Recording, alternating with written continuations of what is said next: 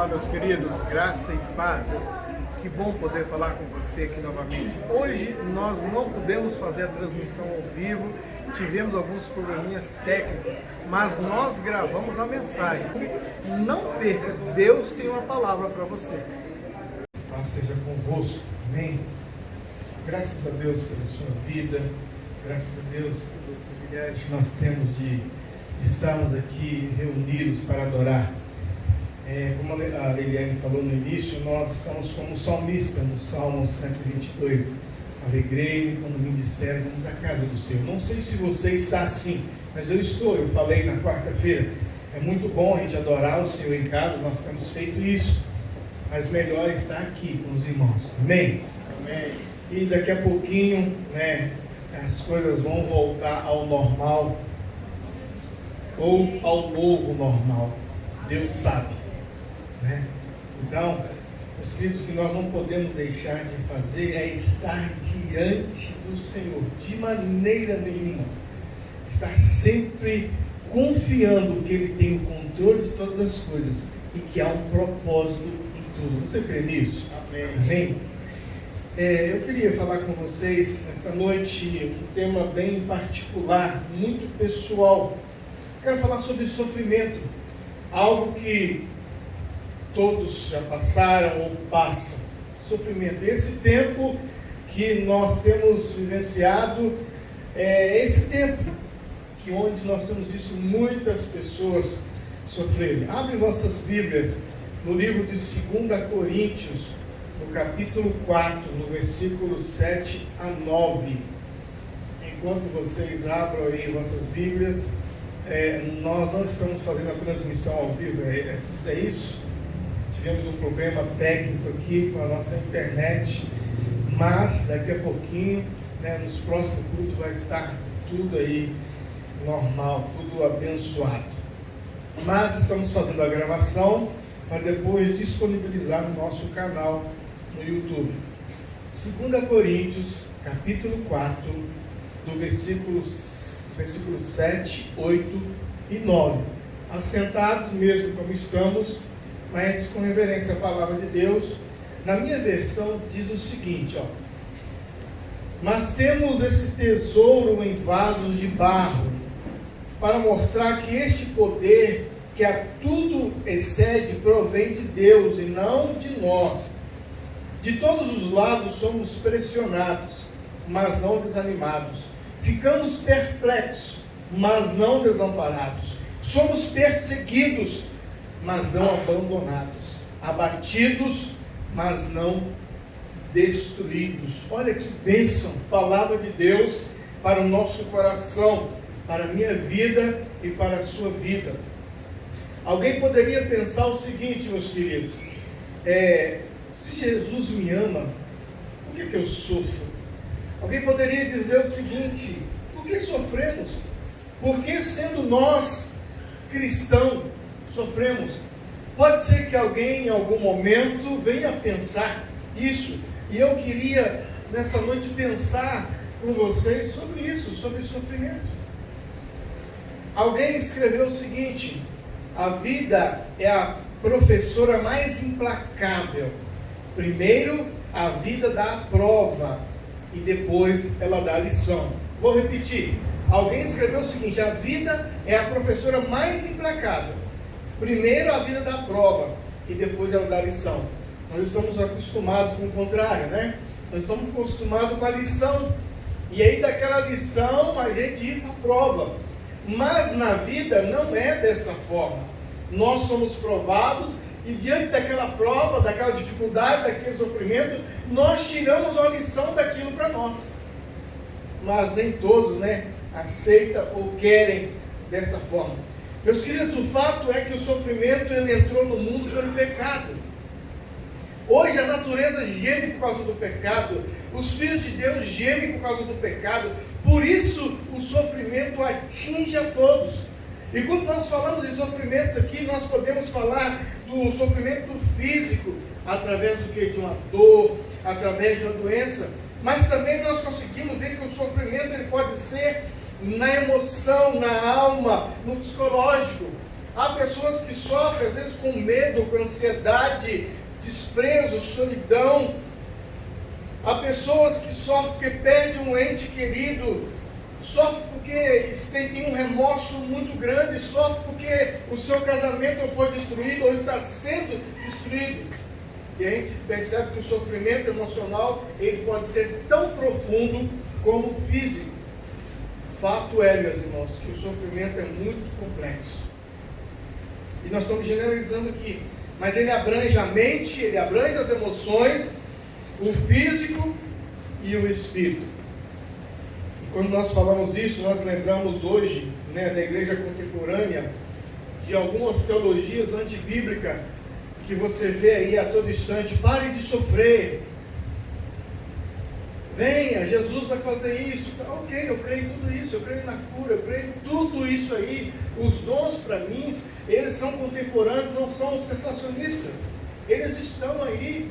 Mas, meus queridos, e se Deus não quiser curar? E se Deus quiser permitir que nós passamos por esse momento? Como é que nós vamos entender isso? Mas, fato é que as pessoas, elas estão querendo viver um cristianismo que propõe um evangelho sem cruz, sem sofrimento, um cristianismo bem diferente daquele apresentado nas Escrituras.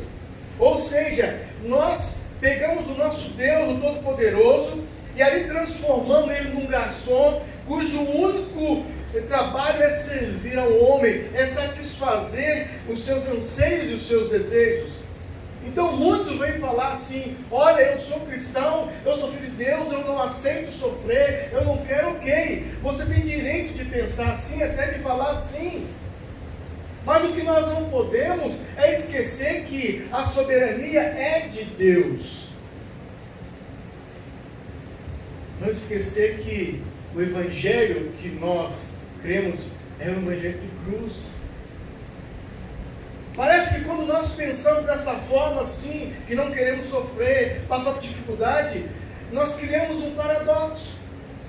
Porque nós olhamos para a vida de Jesus, vamos ver o sofrimento, nós olhamos para a vida dos discípulos, vamos ver pessoas sofrendo ali, olhamos para a vida de Paulo, a gente vê um tanto de coisa que ele passou, olhamos para a galeria dos heróis da fé, e ali muita coisa aconteceu. Olhamos para todas as Sagradas Escrituras, como podemos ver ali, muitos homens de fé ali que passaram por momentos difíceis.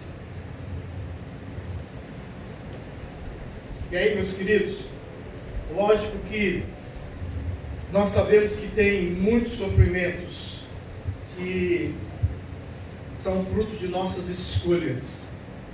Muitos sofrimentos hoje são frutos de nossas desobediências. Isso é fato. E nós precisamos entender isso.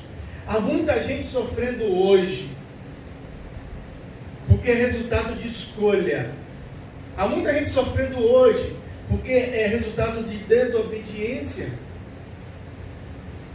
Temos as coisas normais, mas temos essa questão também. E aí a gente vê então a igreja contemporânea, de uma forma geral, construindo uma teologia antibíblica, onde não há espaço para o sofrimento. E aí, meus queridos, quando nós nos deparamos com isso aí, então nós podemos ver o sofrimento de duas maneiras. Primeiro, sofrimento como consequência direta do pecado, e sofrimento como ato punitivo de Deus. Se você está passando por algum tipo de sofrimento, você está em pecado.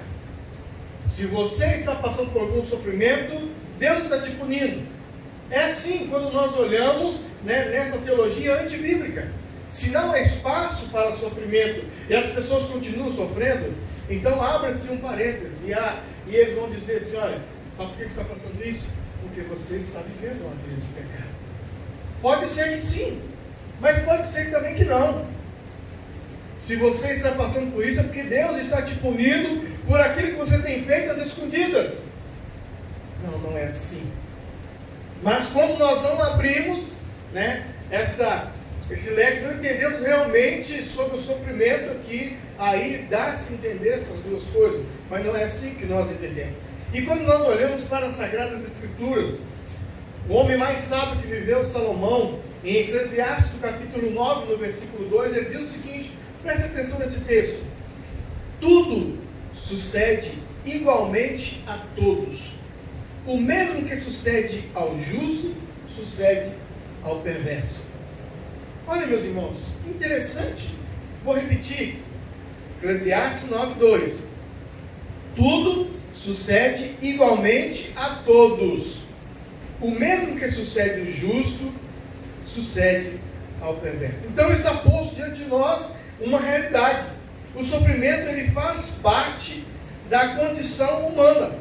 Sendo assim, meus queridos, não é admissível pensar assim: eu sou filho de Deus, eu sou cristão e Deus tem que me poupar disso. Isso não pode estar acontecendo comigo. Não é isso. A Bíblia, ela é categórica em afirmar que tudo sucede igualmente a todos. O que está querendo dizer? Olha, se o justo quebra, o ímpio quebra a perna, o justo também quebra. O que sucede igualmente a todos? Se o perverso ele bate o carro, o ímpio também pode bater o carro. Se o perverso fica desempregado, o ímpio também fica desempregado. Entenda, o que a palavra de Deus está dizendo é: tudo sucede igualmente a todos. O mesmo sucede ao justo, também sucede ao perverso. E talvez eu imagino que talvez seja uma extrema arrogância, às vezes alguém querer orar de forma de determinar as coisas para Deus ou reivindicar quando se trata dessas coisas. Já que a palavra de Deus está dizendo que, olha, que tudo que sucede a um sucede ao outro, e às vezes as pessoas querem orar então dessa forma. Meus queridos, nós precisamos aprender com os pais da igreja que ele nos ensina que nós não devemos orar pedindo alívio do fardo, mas orar pedindo por ombros mais fortes. Olha como é que muda a situação. É assim, quando nós olhamos para a história da igreja, eles vêm nos ensinar isso. Olha, quando você está passando por um momento, não pede alívio, pede: Senhor, dá-me ombros mais fortes para eu poder sustentar esse fardo que está sobre mim. Que maravilha! Graças a Deus por isso. O texto que nós lemos de Paulo, ali no versículo 7, ele usa a expressão vaso de barro. E nós podemos entender que ele está fazendo alusão à nossa fragilidade. O apóstolo nos leva a refletir sobre a nossa forma fraca, mortal e humilde e simples. Por isso que ele nos compara aqui a vasos de barro. Dessa forma, meus queridos, o sofrimento não nos faz lembrar da nossa natureza. Ainda não existe o super crente. Ainda nenhuma desses grupos que fazem filmes ainda não fizeram aí um filme com um super crente. Não existe ainda super crente. Pode ser que eles venham tentar fazer, mas não existe. Sabe, Paulo fala da nossa fragilidade, que nós somos o vaso de barro. E aqui, meus queridos, Paulo também, ele revela para nós aqui a sua natureza, e revela a sua humildade perante Deus. Ele fala aqui em 2 Coríntios 12:7, ele fala: e para que eu não me ensoberbecesse com a grandeza das revelações, foi posto um espinho na minha carne, um mensageiro de Satanás, para me esbofetear, a fim que eu não se exalte. Quando nós falamos de sofrimento, meus queridos, nós estamos falando de ausência de Deus. Nós não estamos falando de ausência de dor, que Deus abandonou, de maneira nenhuma. E os versículos 8 e 9 deixa bem claro o que nós lemos.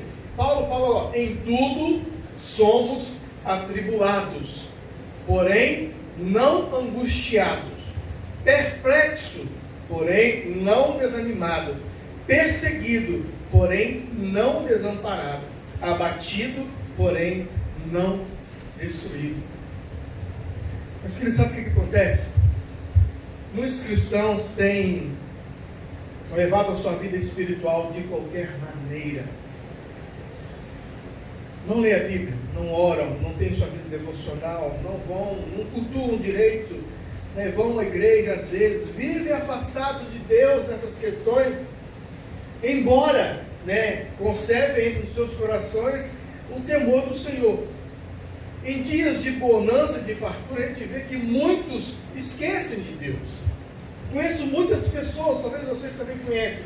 Enquanto as coisas estão boas, não se lembram de Deus. Enquanto as coisas estão boas, para que cultuar? Para que orar? Para que ler a Bíblia? Para que estar em comunhão com os irmãos?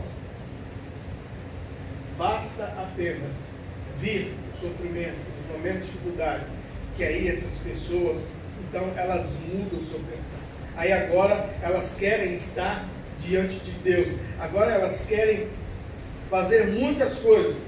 Infelizmente, muitos cristãos só andam na linha quando o peso do chicote chega. Infelizmente. Nesse tempo que nós estamos vivendo de pandemia, era para muitos cristãos estarem com certeza voltados para o Senhor. Muitos estão, mas muitos estão também levando a vida de qualquer maneira, de uma forma natural, pensando, isso vai acabar, vai voltar tudo ao normal, e aí pronto. Aquelas pessoas que antes falavam assim, eu não tinha tempo para isso, a minha vida é corrida, é isso, estava naquele ritmo frenético. De repente, querendo ou não, teve que dar uma pisada no freio. E mesmo assim, nesse momento, as pessoas continuam da mesma forma. Era para esse momento, meus queridos, estarmos sim, mais voltados para o Senhor. As coisas estão acontecendo. Eu tenho falado aqui, meus queridos, nós estamos vivendo literalmente os últimos dias. E tem muita gente que está vivendo como nos dias de Noé, como nos dias ali de Ló. Estava normal, até que veio o Senhor com aquele grande dilúvio, a arca fechou e muitos pereceram. As pessoas não estão dando crédito. Mas, meu irmão, sabe o que eu tenho visto também? Se a única maneira de Jesus manter alguém por perto for através do sofrimento, então prepare o lombo. Tem pessoas que só se achegam a Deus, só buscam a Deus no momento de sofrimento. Enquanto as coisas estão boas, estão levando a vida religiosa, vai levando de qualquer maneira. Mas quando o negócio começa a apertar, ele corre para Deus. Aí aquilo que ele não tinha tempo para Deus, agora ele arruma. Ele não tinha tempo para nada, agora ele arruma.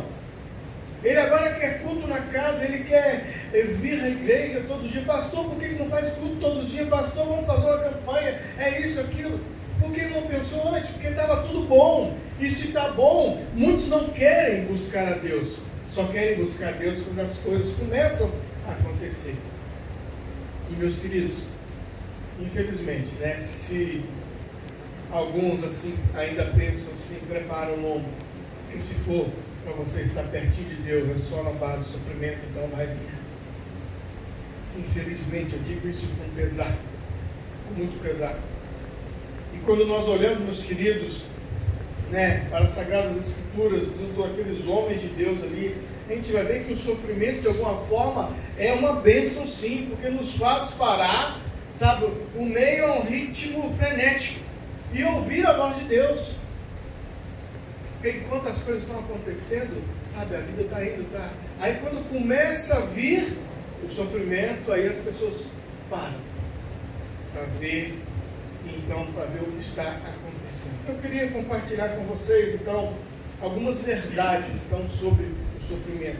Através do sofrimento, o que pode acontecer e como isso contribui de alguma forma para nós. Primeira verdade que eu tiro sobre o sofrimento, e quando eu falo sofrimento aqui, entenda ele físico, entenda ele na emoção, no emocional, de forma generalizada. Primeiro, o sofrimento nos une a Cristo.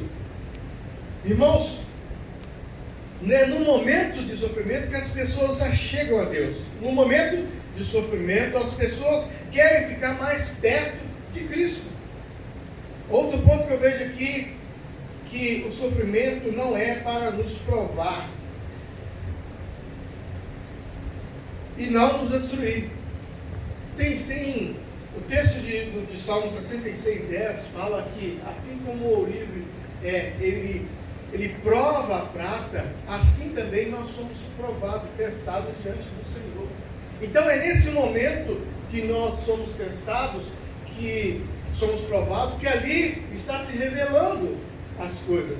Como é que um ourive, como é que ele faz para testar a prata? Ele coloca ali no crisol, que é uma vasilha, tipo uma concha, coloca a prata ali, leva ela no fogo. E ali, as impurezas ali, e os metais que não fazem parte ali, sobem como o líquido ali, é tirado, sendo testado, provado, para novamente virar aquele metal. E aí, meus queridos, é isso que acontece conosco. O sofrimento é para nos provar e não nos destruir.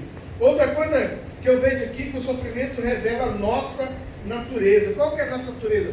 Fragilidade. Às vezes agimos, falamos, pensamos de tantas formas, tanto jeito, mas não paramos para pensar na nossa fragilidade. Outra coisa que eu vejo aqui, que o sofrimento ele é pedagógico. Ele nos ensina. Quem já não aprendeu muito aqui com algum momento difícil na vida? Eu aprendo com todos. Então, esse sofrimento que nós passamos, ele sim, ele é pedagógico, ele está nos ensinando alguma coisa. E nós precisamos aprender com isso. O sofrimento também nos faz reavaliar a nossa vida. Como é que nós estamos vivendo? É no momento do sofrimento que nós paramos para reavaliar. O que eu preciso parar? O que eu preciso continuar fazendo? O que eu preciso melhorar? Outra coisa, que o sofrimento é para todos. Nós lemos aqui em Eclesiastes, né? Não há acepção. Um sofre, outros não, é todos. Então por isso que a palavra de Deus fala que isso sucede a todos, ao ímpio e ao perverso. E uma coisa que também nós tiramos aqui, que no sofrimento Deus está conosco. Salmo 23, 4. Ainda que eu ande pelo vale da sombra da morte, o Senhor está comigo. É isso que nós precisamos entender. No sofrimento também nós manifestamos o amor pelos nossos irmãos. E no sofrimento ele mexe com a vida dos outros e torna mais sensível. Irmãos, às vezes a gente vê as pessoas, às vezes, soberbas, orgulhosas, sabe, achando que é isso, aquilo, basta vir algum tipo de sofrimento. E como ela fica sensível, frágil. Como ela muda. Porque isso, o que acontece? O sofrimento produz isso na vida da pessoa. E nós precisamos entender que nós somos frágeis. Que nós só somos fortes no Senhor.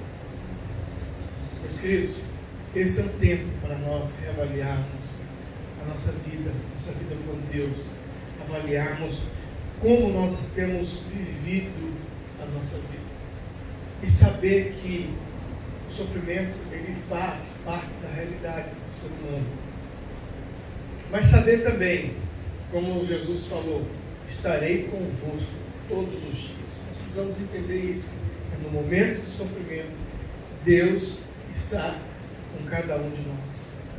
Que você receba essa palavra no seu coração nesta noite.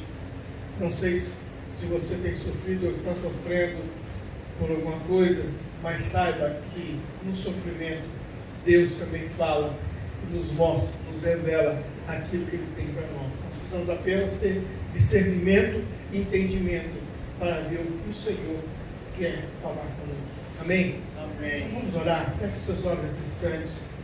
Vamos falar com o Senhor. Pai, eu quero nesse instante agradecer ao Senhor, porque nós precisamos entender neste momento de pandemia, ó Pai, sobre o sofrimento. Saber, ó Pai, que o Senhor não nos abandonou de maneira nenhuma, o Senhor está conosco. É nesse momento, ó Pai, que o Senhor espera que nós nos revelamos quem realmente nós somos diante do Senhor. É nesse momento, ó Pai, que nós vamos mostrar nossa fé, mostrar, meu Deus, aquilo que somos diante de Ti. Nos ajude, ó Pai, a entender isso. Nos abençoe, ó Pai. Fale conosco, Pai, revela para nós a Tua vontade. Entrega a vida de cada um aqui nesta noite, ó Pai. Cada um que se dispôs a estar aqui nesta noite para cultuar o Senhor. Em nome de Jesus, ó Pai, nos abençoe. Derrama, ó Pai, da graça do Senhor sobre cada um que está aqui. Eu não conheço o coração, a vida de cada um. O Senhor sabe, Pai, o que cada um aqui está vivenciando, está passando. E se precisa da intervenção do Senhor, se precisar, Pai, no nome de Jesus, nós clamamos a Ti, que o venha abençoar, Pai, essas vidas. No nome de Jesus. Amém e amém. Meu querido, Deus abençoe sua vida. Estamos chegando ao final do nosso culto. Próxima quarta-feira estaremos aqui novamente, às 19 horas e 30 minutos. Estaremos aqui com o nosso culto presencial. Se tudo der certo, nós estaremos fazendo a transmissão ao vivo também. Ok? Deus abençoe a sua vida. Assim nos despedimos. Que você tenha uma semana de vitória. Você só não pode abraçar a pessoa que está ao seu lado aí, mas tem uma semana de vitória em nome de Jesus. Amém?